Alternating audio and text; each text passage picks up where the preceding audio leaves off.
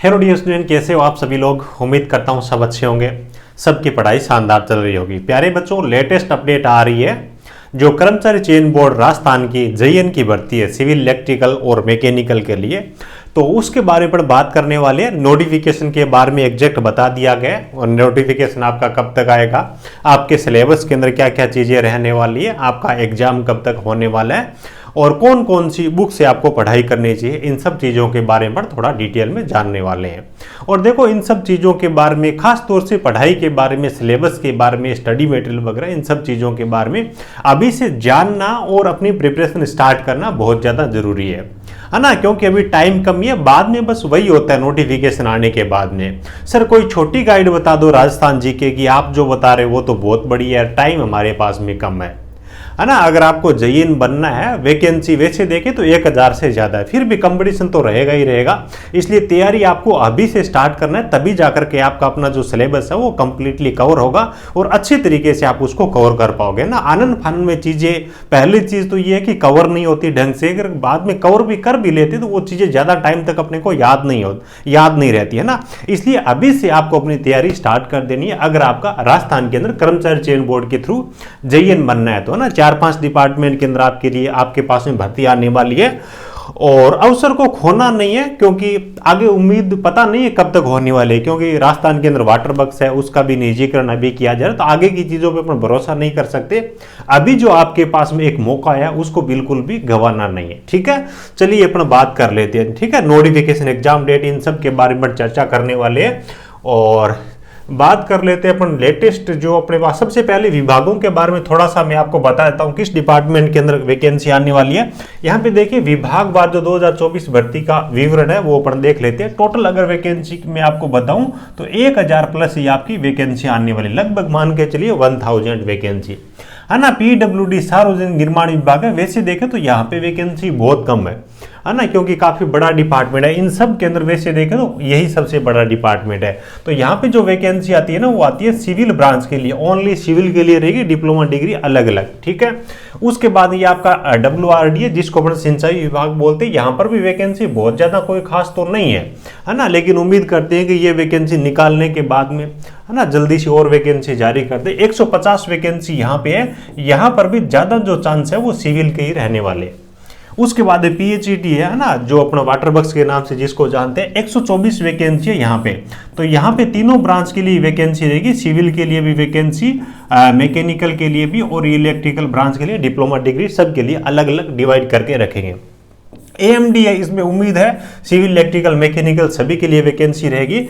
और DLB है, इसके अंदर टोटल 73 है, जिसमें से देखो सिविल के लिए 48 है और मैकेनिकल के लिए, देखो इलेक्ट्रिकल मैकेनिकल की कंबाइन मेरिट बनती है और सबकी वैकेंसी मतलब क्या कंबाइन मेरिट बनती है। तो यहाँ पे जो 24 वैकेंसी है ना, कोई जरूरी नहीं है कि केवल मैकेनिकल की ही हो, तो यहाँ पे इलेक्ट्रिकल है ना वो भी शामिल हो सकती है, ये भी आप ध्यान रखिएगा। 48 है। उसके बाद आपका PRD है, ठीक है, अपना पंचायती राज विभाग अपन बोले, 500 के आसपास वैकेंसी है। यहाँ पे ज्यादा चांस सिविल का है, बाकी देखो आपकी इलेक्ट्रिकल की थोड़ी बहुत हो तो अलग चीज है, मैकेनिकल की नहीं रहेगी।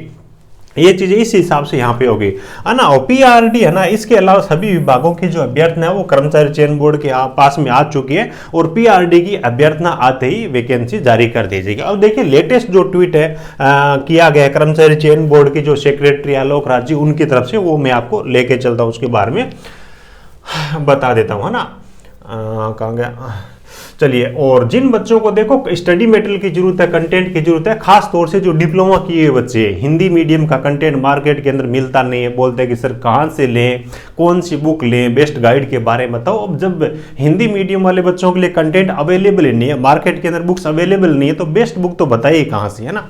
तो इलेक्ट्रिकल वाले बच्चे और सिविल वाले बच्चे, इनके लिए अच्छे हैंड रिटन नोट्स मैंने आपको ऐप पे प्रोवाइड करवा रखे हैं। टेक्निकल जॉब ज्ञान के नाम से अपना ऐप है और जो ऑफिशियल वेबसाइट है technicaljobgyan.in के नाम से, वहां पे मिल जाएगी। हिंदी लैंग्वेज के अच्छे नोट्स है और इस भर्ती के कंप्लीट सर्विस मिलेगा। यहाँ पे भले ही ये सारी चीजें लिख रखी हो, लेकिन आपका जो सिलेबस है RSSB वाला वो भी इनके अंदर कंप्लीट रहेगा।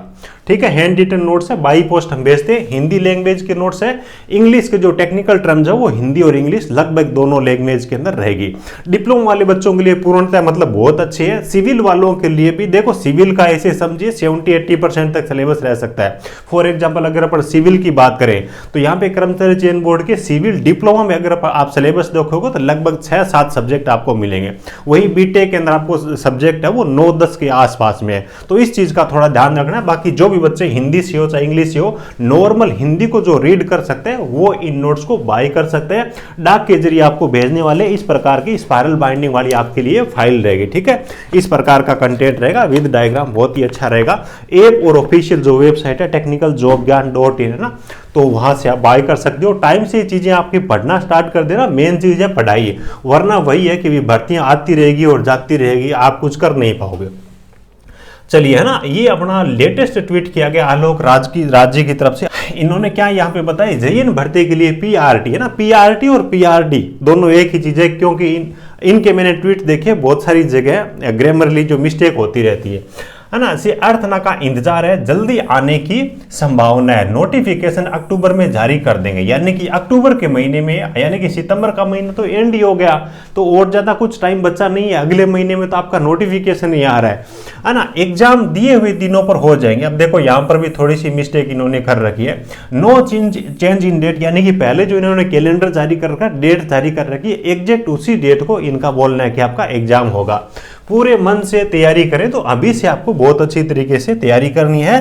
किसी बच्चे ने इसके बारे में पूछा भी नोटिफिकेशन कब तक आएगा, तो ये चीज क्लियर है, अगले महीने में अक्टूबर के महीने में इसका आपको नोटिफिकेशन देखने को मिल जाएगा। यानी कि ऑल ओवर बात ये कि तैयारी करने के लिए ये जो टाइम है, इससे बेस्ट आपको कोई टाइम नहीं मिलेगा। पहले से आपको पता है कि अक्टूबर के महीने में नोटिफिकेशन आ रहा है ना, और फरवरी के स्टार्टिंग में आपके एग्जाम होने वाले, तो अब आपको तैयारी से बिल्कुल भी पीछे नहीं हटना है ना।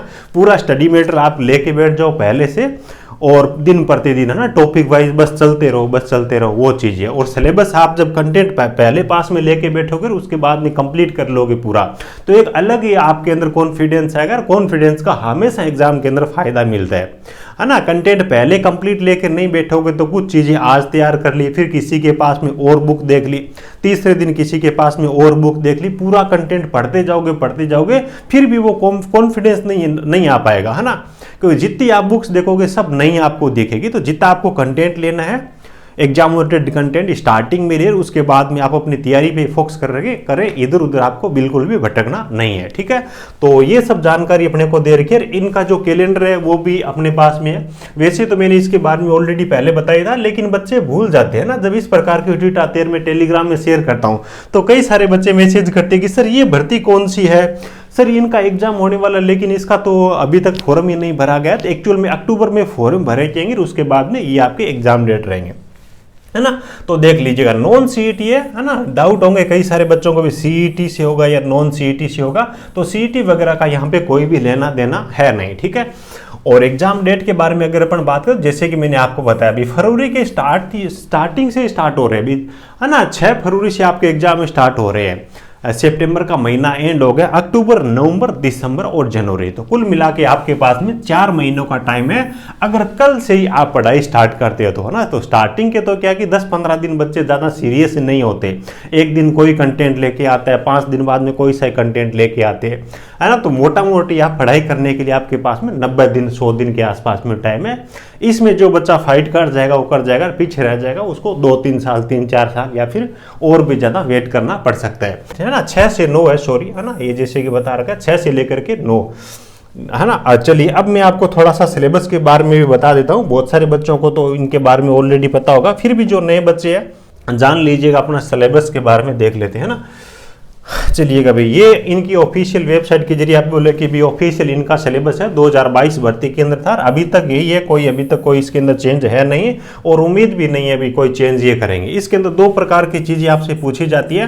पहली चीज आपका राजस्थान जीके का रहता है, दूसरी आपका ब्रांच से संबंधित। राजस्थान जीके के टोटल 40 प्रश्न पूछे जाते हैं, 40 नंबर के, जिसके अंदर आपका राजस्थान का इतिहास है, कला एवं संस्कृति, परंपराएं, विरासत एवं राजस्थान का भूगोल है, राजस्थान की राजनीति एवं प्रशासनिक व्यवस्था है। सर बेस्ट बुक के बारे में बताइए, हम ये कहां से पढ़े, तो लक्ष्य की बुक आती है भाई। जो बच्चे अभी से तैयारी स्टार्ट कर रहे हैं ना, वो तो लक्ष्य की बुक से पढ़ लीजिएगा, है ना। लेकिन बात वही है कि बहुत सारी देखने में छोटे लग रहे हैं टॉपिक, लेकिन लंबे लंबे और लक्ष्य की बुक भी बड़ी आती है। तो तैयारी जो बच्चे अभी से स्टार्ट कर रहे हैं वो लक्ष्य की बुक से कर लें, है ना, बाद में दिक्कत आएगी, ठीक है। और यही टॉपिक छांट करके ही आपको इस बुक में से करने हैं। कोई पर्टिकुलर आप कोई सोच रहे हो कि भी कर्मचारी चयन बोर्ड की जेईएन के लिए ये बुक आ जाए, तो कहीं नहीं मिलेगी, ना ही टेक्निकल की पर्टिकुलर बुक मिलेगी, और कई पर्टिकुलर निकाल भी नहीं तो गलतियों से भरी हुई आनंद फन बुक आएंगी, उनका कोई मतलब नहीं है।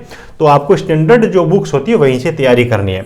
उसके बाद में आपको जो टेक्निकल रहेगा, जो भी आपकी ब्रांच रहेगी 80 नंबर का 80 प्रश्न आएगा, और टोटल मिलाकर के 120 नंबर रहेंगे। 2 घंटे का आपको टाइम दिया जाएगा। नेगेटिव मार्किंग होने वाली है, इसमें ध्यान रखना है आपको, 1/3 इसके अंदर नेगेटिव मार्किंग रहेगी। कितनी रहेगी? 1/3 नेगेटिव मार्किंग रहेगी, और पेपर के अंदर 40% ऑल ओवर, है ना, राजस्थान जी के और टेक्निकल में वो लेके आने जरूरी है। तो कुछ इस हिसाब से चीजें दी गई है। बाकी इस नोटिफिकेशन के अंदर आप देखोगे तो टॉपिक वाइज सिलेबस भी इन्होंने डिटेल में दे रखा है ना। चाहे अपन टेक्निकल की बात करें, नॉन टेक्निकल की बात करें, नीचे इस पीडीएफ के अंदर सब दे रखा है। और ये मैंने ऑलरेडी अपने टेलीग्राम चैनल टेक्निकल जॉब ज्ञान पे शेयर कर रखी है, जिसकी लिंक आपको इस वीडियो को डिस्क्रिप्शन में मिल जाएगी। और टेलीग्राम चैनल पे जल्दी ही आपको 2024 का करंट जीके वो भी अवेलेबल करवाने वाला हूं, तो उसको जरूर ज्वाइन कर लीजिएगा। उसके बाद देखो टेक्निकल के बारे में तो ऑलरेडी मैं आपको बता ही चुका हूं भी। जो बच्चे डिग्री वाले हैं, है ना, इंग्लिश जो समझते हैं और अभी से जिनको तैयारी करनी है कुछ हाई लेवल की, तो उनके लिए तो वीडियो को डिस्क्रिप्शन में आपको कुछ अलग बुक्स की लिंक दे दूंगा, है ना, जो आपके लेवल की रहेगी, बड़ी बुक्स। और बाकी हिंदी लैंग्वेज वाले जो बच्चे डिप्लोमा लेवल से खास तौर से तैयारी कर रहे हैं, तो बहुत ज़्यादा आपको ऊपर जाने की जरूरत नहीं है, क्योंकि लेवल यहाँ पे पेपर का बहुत ज़्यादा बेसिक रहता है। तो हिंदी लैंग्वेज के जो हमारे हैंड रिटन नोट्स है सिविल के लिए और इलेक्ट्रिकल के लिए, वहाँ से आप बहुत अच्छी तैयारी कर सकती हो। जब आपका ये चीज़ें कंप्लीट हो जाती है तो उसके बाद में भी आपके पास में टाइम रहता है, तो और कोई ऑब्जेक्टिव की बुक वगैरह ले लीजिए ना। ऑब्जेक्टिव की बुक तो हिंदी में आपको मिल जाएगी, ऑनलाइन मिल जाएगी, ऑफलाइन तो मुश्किल ही है, लेकिन ऑनलाइन मिल जाएगी। लेकिन टॉपिक वाइज अपने को सबसे पहले थ्योरी पढ़नी पड़ेगी, है ना, तभी अपना ऑब्जेक्टिव बना पाएंगे, तभी अपने को ऑब्जेक्टिव समझ आएंगे, और पहले थ्योरी पढ़ेंगे तभी पढ़े हुए ऑब्जेक्टिव अपन याद रख पाएंगे। डायरेक्ट ऑब्जेक्टिव का कोई मतलब नहीं है। तो आप डिप्लोमा से हो, डिग्री से हो, टेक्निकल पढ़ रहे हो, नॉन टेक पढ़ रहे हो, सबसे पहले आपकी थ्योरी बहुत अच्छे से कंप्लीट होनी चाहिए। उम्मीद है सब चीज़ें आपको समझ में आ गई होगी। अगले महीने आपको नोटिफिकेशन इसका देखने को मिल जाएगा। फरवरी के स्टार्टिंग में आपके एग्जाम है, तो सभी को best of luck. Electrical, civil, mechanical, diploma और डिग्री सब के लिए वैकेंसी आने वाली है। किसी के लिए कम हो सकती है, किसी के लिए ज़्यादा हो सकती है। चलिए, वीडियो अच्छा लगा तो एक प्यारा सा लाइक करना, अपने जरूरतमंद दोस्तों के साथ में इस वीडियो को शेयर जरूर करना, और जो भी बच्चे चैनल पे पहली बार विजिट कर रहे हैं सब्सक्राइब जरूर कर लीजिएगा, ताकि आपको सभी प्रकार के सरकारी तकनीकी भर्तियों के बारे में जानकारी मिलती रहे।